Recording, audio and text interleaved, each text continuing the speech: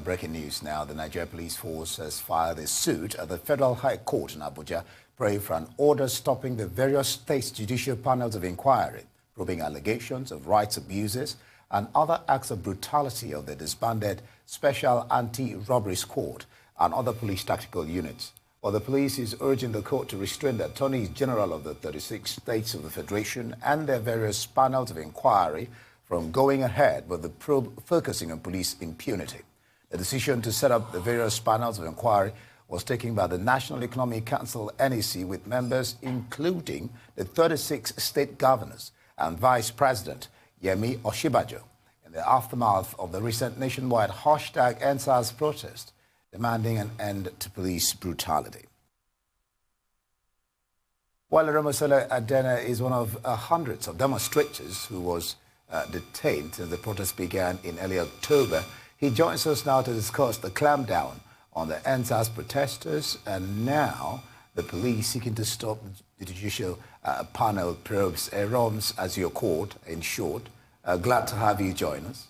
Oh, thank you. Good. I feel good to be here too. All right, let's take it from what you just heard now on the police going to court to stop the 36 states panels of inquiry on police brutality.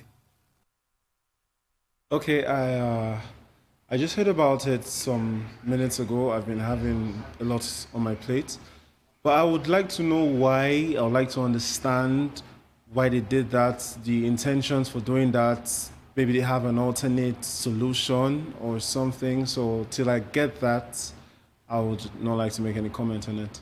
Okay, I'll carry on calling you Errons then. You're looking quite fresh, as your lady friend mentioned when she picked you up from incarceration. What was your experience like when you were incarcerated? Was it an eye-opening experience for you?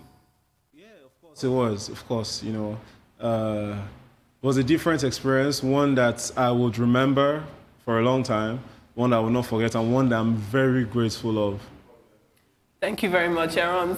I think before you were cast into, the national media's attention, you were definitely a Nigerian doing good work.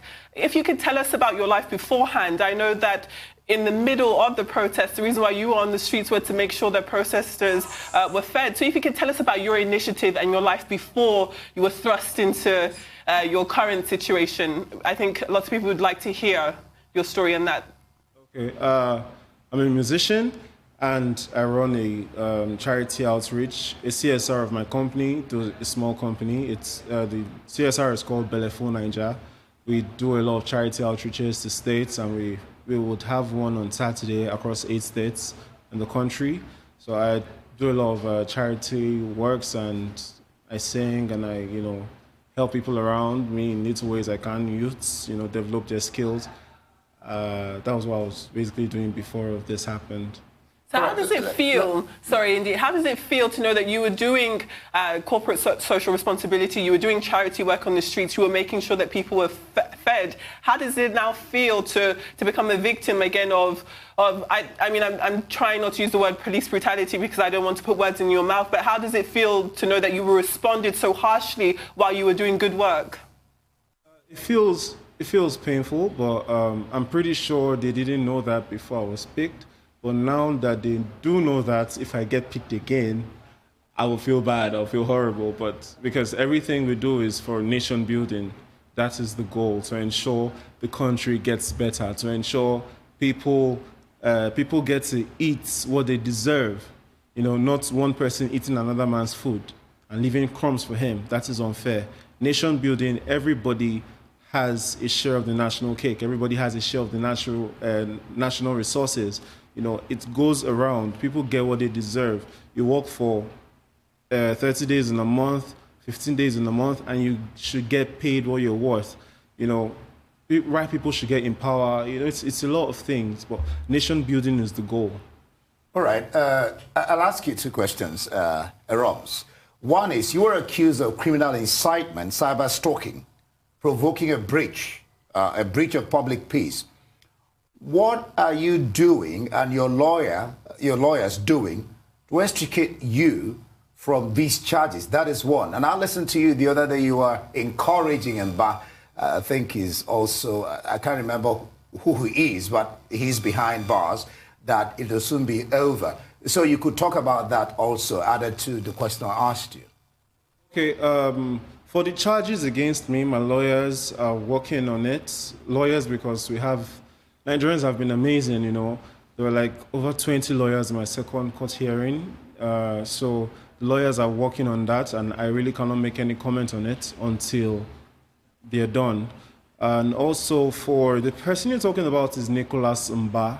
He was picked up and he's been in prison for a very long time and has the spinal cord injury. He shouldn't be kept for so long.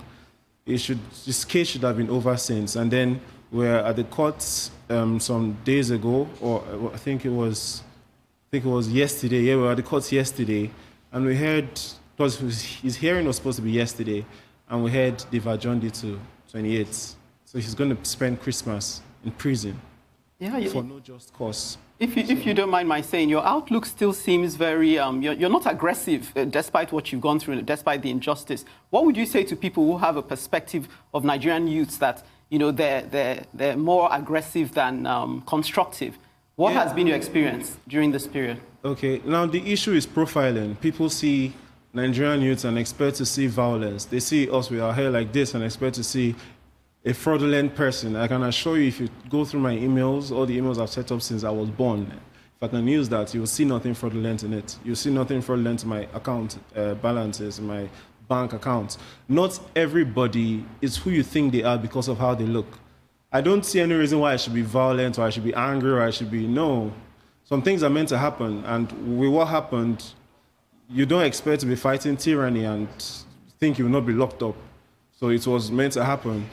But beyond all this, it is about constructive criticism.